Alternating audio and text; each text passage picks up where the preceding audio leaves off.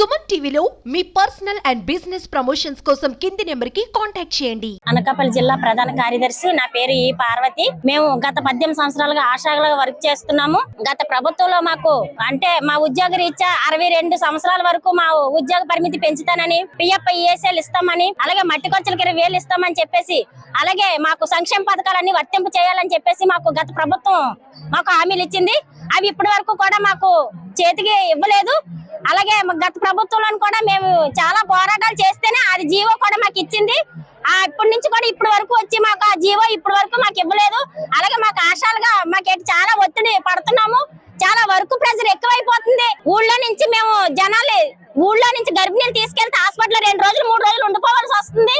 అలాగే తల్లి పిల్ల క్షేమంగా ఉండే వరకు ఇంటికి వెళ్ళడానికి పరిధి లేవు. అలాగే ఎవరికైనా జాయిన్ చేసి ఇంటికి వెళ్దాం అంటే అక్కడ హెచ్వీలు ప్రెజర్, మెడికల్ ఆఫీసుల ప్రెజర్, అలాగే ఊళ్ళో ఉంటే ఏఎన్ఎంల ప్రెజర్, ఎమ్మెల్యేల ప్రెజర్. ఒక ఆశాకి ఇంతమంది అధికారుల మధ్యన ఒక ఆశ ఉద్యోగం చేస్తుంది. అలాగే టీవీలు వస్తే టీవీ స్ఫోటం కప్పులు కూడా ఆశ పట్టుకెళ్లాలని చెప్పేసి మెడికల్ ఆఫీసులు ఒత్తిడి తెస్తున్నారు. అలాగే రాజకీయ వేధింపులు కూడా ఉన్నాయి. అలాంటప్పుడు కూడా మా మెడికల్ ఆఫీసులు కానీ మాకు కానీ ఎవరు కూడా మాకు సాయపడేలాగా ఒక మాట మాట్లాడరు.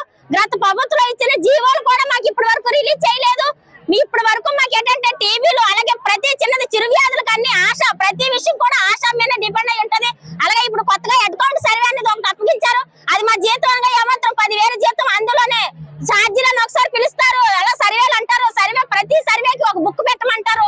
ప్రతిదీ కూడా అన్ని సర్వేలు కూడా ఆశాలో కొనుక్కోమని చెప్పేసి మెడికల్ ఆఫీసర్లు ఒక మాట రూపంలో చెప్పేస్తే అవన్నీ ఆశాలు కొనుక్కుంటున్నాము. చాలా తక్కువ జీతంతో మేము చాలా వర్క్ ప్రెజర్ పడుతున్నాము.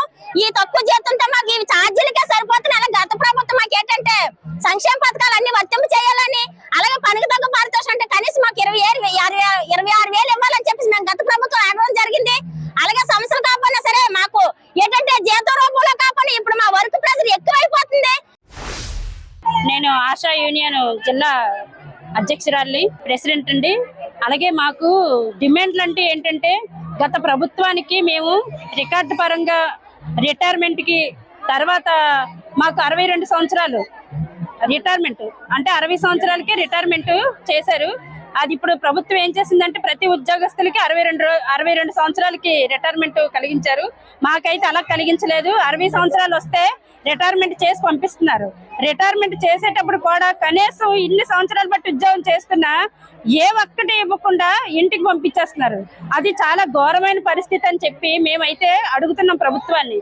మేము రిటైర్ అయ్యేటప్పుడు కనీసం మాకు 2 లక్షల కింద మేము అడిగాం. 2 లక్షలు కాదంటే 1,50,000 వరకు మేము అడిగాం. అదైనా మాకు జీవో అమలు చేస్తారనేసి రికార్డులు అంటే 26 రికార్డులు మా జీతం ఎంత, మేము రికార్డులు అంత పెట్టుకోవాలి. ఆ రికార్డులు కూడా మావే. ప్రతి ఒక్క జెరాక్స్ మాదే. ప్రతి ఒక్కటి పిహెచ్సిలో ఏ ఒక్క వర్క్ వచ్చినా సరే ఆశాల మీదకే ఒత్తిడి వస్తుంది. ఏఎన్ఎంలు, ఎమ్మెల్యేలు, డాక్టర్స్, హెచ్వీలు చాలా టార్చర్, చెప్పుకోలేనంత టార్చర్. ఒకరు చెప్తే ఒకరు మీకు ఉద్యోగం తీసేస్తాం, లేదంటే మీ జీతం ఆపేస్తాం మీరు ఇలాగా కానీ మా మీద డిమాండ్ చేస్తే అని చెప్పి మమ్మల్ని చాలా ఒత్తిడి చేస్తున్నారు. ప్రతి పిహెచ్సిలోని ప్రతి ఆశాలు భయపడిపోతున్నారు డ్యూటీలు చేయాలంటే. ఒక్కొక్కరికి ఉదయం లేసిన దగ్గర నుంచి బీపీలు, షుగర్లు, టెన్షన్, ఎటు నుంచి ఏ ఫోన్ వస్తుందో 10,000కి మేము ఎంత టెన్షన్ పడ్డం, మాకు అంత అవసరం అని ప్రభుత్వాన్ని మేము అడుగుతున్నాం. అసలు మా జీతం ఎంత, మా ఉద్యోగం ఏంటి, మా చదువులు ఏంటి, మీరు ఇచ్చే జీతం ఎంత, మాకెందుకు ఈ టెన్షన్? కాబట్టిగా మా జీతానికి తగ్గట్టు మాకు ఉద్యోగం చెప్పాలి. మేము ఏం డ్యూటీ చేయాలనేది కూడా మాకు ఒక జాబ్ చార్ట్ కూడా కావాలి. దయచేసి ఇదే కానీ మీరు ఇప్పుడు కానీ ఈ ప్రభుత్వం తీసుకోకపోతే మేము పెద్ద ఎత్తున మేము చలో విజయవాడ వచ్చి ధర్నా చేయడానికి కూడా మేము వెనకాడమని. మేము గత 18 సంవత్సరాల బట్టి నుంచి ఆశా వర్కర్లు ఉద్యోగం చేస్తున్నామండి.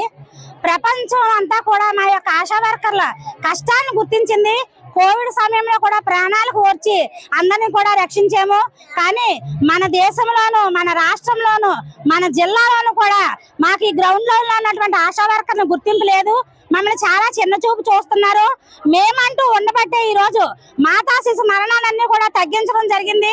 ఈవేళ ఒక గర్భిణీ స్త్రీ ఉన్నది అంటే ఆవిడ మొట్టమొదటిగా వాళ్ళ తల్లిదండ్రులు కానీ భర్తను కానీ కూడా తలుచుకోవట్లేదు, ఆశా వర్కర్నే తలుచుకుంటున్నారు. ఎందుకంటే మేము సురక్షితంగా వాళ్ళకు వైద్య సేవలు అందించి వాళ్ళ తల్లి బిడ్డని రక్షించి తిరిగి ఆ బిడ్డకు 16 సంవత్సరాల వయసు వచ్చే వరకు కూడా ఎటువంటి వ్యాక్సిన్లు అన్ని కూడా సరైన సమయానికి ఒక కన్న తల్లిలా ఇప్పిస్తున్నామని చెప్పి వాళ్ళందరూ కూడా మమ్మల్ని గుర్తించడం జరిగిందండి. కానీ మేమంటూ నిలబడాలంటే మేము బాగుంటేనే కదండి మేము అందరికీ కూడా సేవ చేయగలమా? ఇటువంటి ఆశా వర్కర్లు అరకొర జీతంతో చాలీ డబ్బులతోటి మేము కుటుంబాన్ని ఈదుకొస్తున్నాము. మేము కూడా ఎన్నో నష్టాలకు వచ్చి పేద నిరుపేదల మహిళలు మేము అందరమే కూడా ఆశా వర్కర్లుగా ఈ రోజు ప్రజలకు సేవలు అందిస్తున్నాం. ఇటువంటి పేద నిరుపేదలు అయినటువంటి మాకు సంక్షేమ పథకాలు కూడా ఏమీ అందటం లేదు. సరికదా 10,000 రూపాయలు వస్తున్నాయి మీకు, ఎవరి కోసం పని చేయరని చెప్పి మా మీద ఉన్నటువంటి అధికారులు 1,50,000, 2 లక్షలు ఇలా జీతాలు తీసుకున్న వాళ్ళందరూ కూడా వారి యొక్క డబ్బులు ఖర్చు పెట్టకుండా మమ్మల్ని నానా ఇబ్బందులు పెట్టడం, సర్వే పేరుతో నెలకి 2-3 రకాల పుస్తకాలు కొనిపించడం, జెరాక్సులు తీయించడం, ఇటువంటి బాధలన్నీ కూడా పెడుతున్నారండి. ఒక టైము సందర్భం అన్నది లేకుండా పిహెచ్కి రమ్మను దేనికి కూడా పొంతలు లేనటువంటి సర్వేలు అందజేస్తున్నారు. ఇది ఎంతవరకు సమంజసం అని మేము అడుగుతున్నాం. ఈ రోజున వాలంటరీ వ్యవస్థ లేదు, దానికి ఏదో ప్రత్యామ్నాయంగా చూసుకోవాలి. కానీ మా ఆశా వర్కర్లే కూడా మళ్ళీ సచివాలయంలో మ్యాపింగ్ చేయడం జరుగుతుంది. అలాగే ఈ రోజు పెన్షన్లు పంచడం కూడా మేమే జరుగుతుంది. ఆ పెన్షన్లు పంచేటప్పుడు ఏ గర్భిణీ స్త్రీకైనా సరే నొప్పులు వస్తే మేము ఆసుపత్రికి వెళ్ళాలా? ఈ పెన్షన్ దారుల గురించి మేము వెనకాల తిరగాల? ఇది కూడా అధికారులు ఒకసారి ఆలోచించాలి. అదే విధంగా మేమంటూ కూడా ప్రతిదీ కూడా ఈ రోజున మేము ఇన్ని సేవలు చేస్తున్నామంటే మాకు ఆరోగ్యపరమైనటువంటి సమస్యలున్నా మాకు ఒక్క పూట సెలవు కూడా మంజూరు చేయడం లేదు. ఒక్క పూట సెలవు కావాలంటే డాక్టర్ గారిని, హెచ్వి గారిని, ఎమ్మెల్యేని, హెచ్ఎస్ఎల్ని, సూపర్వైజర్ని ఎంతమందిని పర్మిషన్ అడిగి ఆఖరిని ఏమన్నా ఒప్పుకోకపోతే మళ్ళీ అది కూడా మాకు ఇబ్బంది అవుతుంది. మాకు ఒక జాబ్ చార్ట్ అంటూ లేదు, ఒక టైం లేదు. ఒక ఆవిడ ఆశా వర్కర్ గర్భిణీ అయినా బాలింత అయినా ఆవిడకి అనారోగ్యం ఉన్నా సరే ఆవిడ సమస్యలన్నీ పక్కన పెట్టి మాకు ఇచ్చినటువంటి బాధ్యత నెరవేర్చాలని చెప్పి నిరంకుశంగా ప్రవర్తిస్తున్నారు. ఇటువంటి నిరంకుశత్వాన్ని తగ్గించాలి. మాకు కనీస వేతనం ఈ రోజు ఒక సగటు మనిషి బ్రతకాలి అంటే ఈ పెరిగిన రేట్లతోటి 26,000 రూపాయలు ఉంటేనే కానీ బ్రతకలేని పరిస్థితి. కట్టుకోవడానికి కూడు గుడ్డ అన్ని కూడా అవసరం. ఈ రోజు నాకు బట్ట కొనుక్కోవాలంటే మాకు ఇబ్బంది అవుతుంది. నాణ్యమైనటువంటి యూనిఫామ్స్ లేవు, చిరిగిపోయిన అరిగిపోయిన యూనిఫామ్స్ ఇస్తున్నారు. కనీసం దాన్ని కుట్టించుకునే జాకెట్ ఖరీదు కూడా మాకు ఉండటం లేదు. నెలకి ఎన్ని పుస్తకాలు కొనాలి, ఎన్ని సర్వేలు చేయాలి, ఎన్ని రకాలుగా తిరగాలి. ఎప్పుడు ఒక టైము అది ఏమీ లేకుండా ప్రతిదీ కూడా చేస్తున్నారు. ఈ రోజున మా భర్తలు కూడా అనారోగ్యంతో ఉన్నారు. మేము మా కుటుంబాన్ని ఈదుకోవాలి, ప్రజలకు సేవ చేయాలి. మాకంటూ ఆరోగ్యం బాగుంటేనే మేము ఏమన్నా చేయగలం. మా ఆరోగ్యాన్ని కూడా దృష్టిలో పెట్టుకోవాలి. మాకు గత ప్రభుత్వం ఇచ్చినటువంటి హామీలను నెరవేర్చాలి. ఈ రోజున 60 సంవత్సరాలు అయిపోయాయి, ఇంటికి వెళ్ళిపోండి అని చెప్తున్నారు. ఈ 60 సంవత్సరాలు అయిపోయిన మనిషి ఇంటికి వెళ్ళిపోతే ఆవిడ ఎలా బ్రతుకుతుంది? కనీసం ఒక పెన్షన్ లేదు, ఒక గ్రాడ్యుయేటీ లేదు. ఇటువంటివన్నీ ఏమీ లేకపోతే కనుక చాలా కష్టమండి.